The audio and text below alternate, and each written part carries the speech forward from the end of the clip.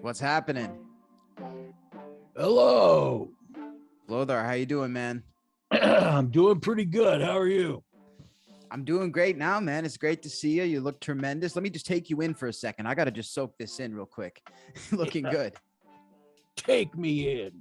Take you in. Exactly. The beer's looking nice, man. Happy 4th of July, by the way. I know it's 4th of July weekend over there. How much damage did GWAR do this 4th of July weekend when it comes to the beer, the Ragnarok whiskey? I mean, I'm sure that we did a lot of damage that we don't know about with people drunk and lighting off fireworks. I'm sure that there's a lot of missing digits around the country thanks to GWAR. I would believe that. Yeah, our Delta 8 weed, people just getting high on the weed and then, blowing their hands up, drunk on whiskey. But as far as us, we didn't do anything. We just, I just put on my thong and rollerbladed around for a little bit. I love it. And I mean, I know you guys have the new beer that's come out too. You guys are really masters with the branding. I mean, who came up with the idea for the CBD, the Delta 8, all this stuff? Well, there's no end to how much we are willing to prostitute ourselves. I mean, we will, we'll do anything for a buck, I mean, and this is a lot faster than earning it the hard way. You know what I mean? This is true. Yeah. So we just slap our name on crap that we like, like booze and our interests. We've got a new sex toy coming out. Hey, I was going to say, we need a GWAR OnlyFans page maybe coming soon. You guys could do requests. It would be huge. Oh yeah. Huge. Really. It wouldn't even fit on the screen. Exactly. But let me tell right. you, yeah. Oh, man. I mean, we really do have a sex toy that's coming out with Bad Dragon. Yeah. Speaking of huge, it doesn't really look very practical, but anyway. Is this a women's toy or men's toy? Well, I don't know. I suppose it could go either way. I guess it goes either way, right? It's a use at your own discretion. Yeah. We don't care where you put it, just as long as you buy it. As long as you buy it and buy an extra one, even if you throw it away, buy the extra one just to be safe. I love it. Very, very resourceful. Of course, you guys are celebrating the latest record, the new Dark Ages. I'm really interested in this project because you guys have described it as the scumdogs partying in the ashes. Maybe tell me a little more about that. Well, yeah, I mean, it's the new Dark Ages is really just the theme of the record is GWAR looking around at the world and saying, wow, we've seen this before. All of this, paranoia and disease and conspiracy theories and people uncertain about truth, the sort of the struggle between science and religion and, they really, or science and magic even. It right. Looks familiar to us. So that's what the new Dark Ages looks like. And then it was a good theme for the record. It's also the first record that we've done that's paired with a graphic novel. Right. And in this case, it's a graphic novel Z2's putting out called Z2 Comics. It's called GWAR and the Duoverse of Absurdity. So the two things go together. So some of the themes on the record are inspired by the comic and then vice versa. So which one comes first in a project like this? Is it the comic or the music? Well, in our case, it was the music, right? We had the idea for the comic and we wrote the music. And then at the same time, we were writing the comic. So it really kind of was at the same time. But like I said, some of the songs thematically we allowed to be, we took influence from the comic for those. And then in the comic itself, that was changed a little bit by the music that we were making. So, right. We just sort of, if I was writing some lyrics or coming up with a song idea and it seemed like something that would fit, we'd go ahead and write it into the story. So it was kind of really both at the same time. I say the music right. only because the pandemic, we started working on the comic during the pandemic, but we had really a lot of the songs that are on this album were written before then, but we weren't able to record them because of the distancing and everything. Yeah. Okay, so this must have been quite different from the last record. So you guys were actually able to get together this time and really do it in person. Yeah, we did it in person, or in Monster, I suppose you'd Right, say. exactly. What am I talking about? But yeah, it was. I mean, the last record we did as well in person. It was just a long time, kind of a 5-year break between records, which is too long. But it was only because of the pandemic that it took so long. Yeah, no, that makes sense. So, I mean, how about, the music videos? I mean, were those made in collaboration with the artist for the comic, or was that like a third party thing? Because the videos are very cool too. Well, the videos are. I mean, first of all, about the comic, GWAR started really as a comic, right? Right. GWAR originally the creators of this band were all comic artists. Mm. So we have been making comics for a very long time. Um, and this is the first sort of, well, actually, it's not even the first. We had deals with Last Gasp Comics, which was a big one, and Dark Horse in the past. So, this is another instance of GWAR sort of entering the mainstream of comics. Um, but so the artists, some of the artists that worked on the comic were people who are in our band. Oh, Uh, wow. yeah, and we wrote it ourselves, so uh, we had a lot to do with it. But the videos really come out of. I mean, this again, it's that's just us. We're just GWAR's making videos. I mean, we don't. It really isn't in conjunction with the artists from the comic or anything, except for the fact that some of the comic artists are in our band. Right, exactly. So I guess it's Right. a catch 22 in a sense. But yeah, you guys really are the artists, which makes it particularly cool. Are you guys surprised that humans sort of look up to GWAR and idolize GWAR in the way that they do? You guys have your comics, the music. I mean, are you annoyed by all these humans sort of bowing at your feet? Because you do want to destroy us all at the end of the day.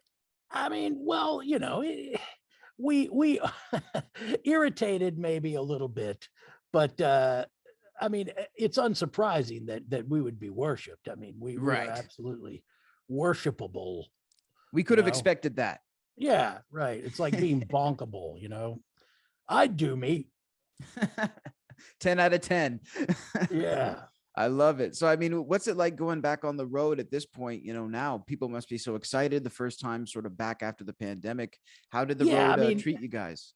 yeah, well, it's great, and we're getting ready to go to Europe, and we're excited about that because we're going to be uh, traveling around, and we haven't been there for a while, um, and we haven't been anywhere for a while because of the pandemic. But once we went out, yeah, I mean, it was great. The shows are better than ever. People are coming out. At first, there was a weird issue with people, which was happening across the industry, of people Mhm. buying tickets and not showing up. That was in the very first days of things coming back from the pandemic. But Interesting. yeah, but that seems to have changed now. And a lot of that, I think, was the vaccination requirements and the mask requirements at Hmm. the venues. But now that that's eased up, we're seeing a lot of action. That's right. When GWAR comes in, are you guys technically wearing a mask, or do you have to wear a mask under your mask? Or right, that's your actual face, though, is it not? That's my actual face. Yeah, Okay, it's so you have to really wear, even gross. though it must be hard to get it on, you still wear a mask over it. I do. I wear a mask of that looks exactly like this face There you on top go. of Oh, my I like that. face. It's a Yeah, surgical mask with the GWAR pattern. Those would sell like yeah. hotcakes too. Although we have them, yeah, we have them, and There we they're go. but they're so ugly that most people don't want to wear them. I need to get my GWAR shopping knowledge up here and go hit the online store. I'm curious about the upcoming documentary that's going to be coming about you guys. People are very, very excited about this. What can we expect to learn about GWAR in the upcoming documentary on Shutter? Well, this is the sort of backstage story of GWAR. This is a story. It's called "This Is GWAR," and this is a story that we've wanted to tell for a long time, and it's in some ways more interesting than what goes up on stage. Mhm. Um, I think it's it's kind of emotional, believe it or not. It was a little bit difficult for us to watch, but it is pretty unflinching look at GWAR, and it's a band that suffered a lot of tragedy. I mean, we lost Flatus Maximus, we lost Odorous Urungus, and it's kind of the story of the band trying to carry on in that situation and doing so successfully. But it goes over the beginnings of the band and how we pulled it together and all that stuff. I think it's getting really good reviews. People love it, and we're happy. I mean, it's nice to have that out in the world finally. Yeah, I mean, in terms of Odorous, tell me if I'm correct here. You were singing for GWAR. He came in, and then you came back in. Is that correct? I was the bass player for GWAR. Okay, got it. For many years, and when the band started, basically on the first album and up to the fourth album or through the fourth album. And then, I came back and played bass on another record and did some other stuff with him. But when he died, I came back as the singer. Okay. So what was your relationship like with Odorous, and how would you describe that relationship? Well, I mean, we were friends, he was a little bit older than me, believe it or not.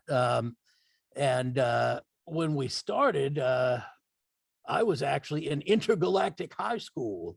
Oh, there you go. And he had already finished college. So, that was the age difference. And we were close for a while.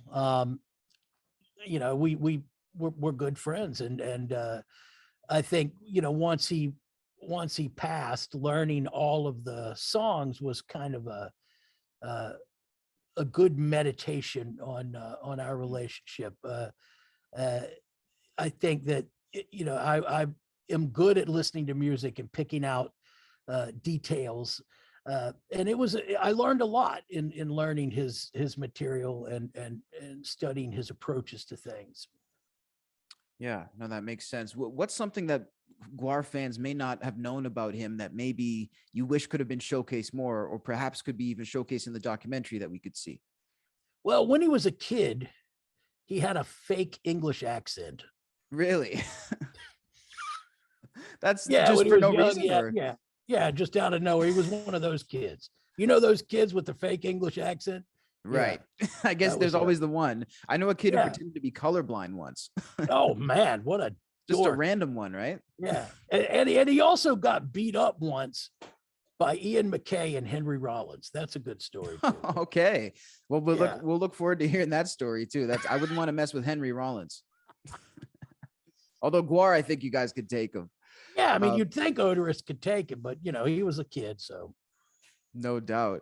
I mean, in terms of the future for GWAR, what are you guys looking forward to most? I know you're going to Europe, and is there? I mean, I know there's so much going on. It might be even hard to pick. Well, yeah, I mean, there is a lot going on. We have a bunch of stuff coming out. Obviously, we've got the comics already out, but I think it's not really sort of officially been launched, and the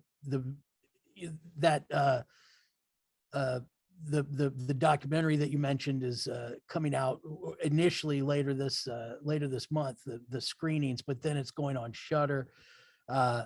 And we've got a lot of touring. I mean, basically we just have a lot of touring in front of us for this record. And we're also working on so the comic deals with an alternative version of GWAR. Right. And that alternative version of GWAR is a country band. Mm-hmm. So we're working on a country music EP right now, which is pretty wow. Cool. Yeah. Any expected release date for that? No. We just started messing around with it and writing ridiculous songs and having fun with it, That's going to be awesome to hear, though. I'm looking forward to that. We mentioned the different climates, of course, that GWAR goes to. Which of the earth climates are the hardest for you guys to adjust to, or like the most challenging to do your effects? Because it's such a physical show. Oh yeah. I mean, any place that's hot, you know, like, I mean, I'm in Sarasota, Florida right now, and it's hotter. It's as Wow. hot as the surface of the sun. Maybe, So, yeah, more hot. yeah. So, I mean, that's insane. But yeah, I mean, if you get GWAR on stage, when we did the Warp Tour, and we played in, I guess it was Arizona somewhere, and it was literally, I think it was like 118 degrees. Wow. And I mean, you know, we put ice packs on, and they just melted right away. And then we were wearing, you know, a bunch of like pounds of lukewarm water. Oh, So, yeah. So that's the toughest thing, is GWAR in the heat. Plus, we don't smell very good. it must be a challenge though, man. And I mean, we commend you guys for it.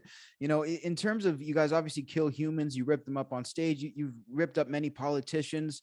How do you think GWAR would fare in an Avengers style match with maybe an Earth group? Maybe what if it was GWAR versus Kiss? Who do you think would win in the ultimate death battle? GWAR versus, I mean, we would win hands down. You know, they're a bunch of like 70 and 80-year-old dudes. I mean, come on.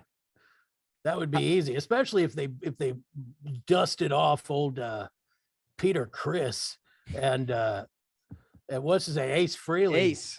Yeah, get that gnarled old drunk up on stage. Yeah, you know, Gene Simmons, he really needs a good reaming, doesn't he? Maybe you guys could give it to him. Yeah, we could. Us, you know, and Alice Cooper should smack him around too. Be great. How about GWAR versus Slipknot in a death battle? Who would win that one? Oh man, I don't know. I mean, you know, Corey and Clown. Who knows? We would probably. I mean, I'm gonna go with GWAR because we just ripped their heads off right away. You guys have the size, the stature, the sound. You guys have it all, really, at the end of the day. Yeah, we do. I mean, you know, it might be close between GWAR and Slipknot. I think they could pelt us with money. They have lots of money, so they Especially just fire Corey. their money guns at us. I love that so much, man. Hey, man, thank you so much for your time. We really appreciate it. And GWAR, keep kicking ass. We'll be watching. All right.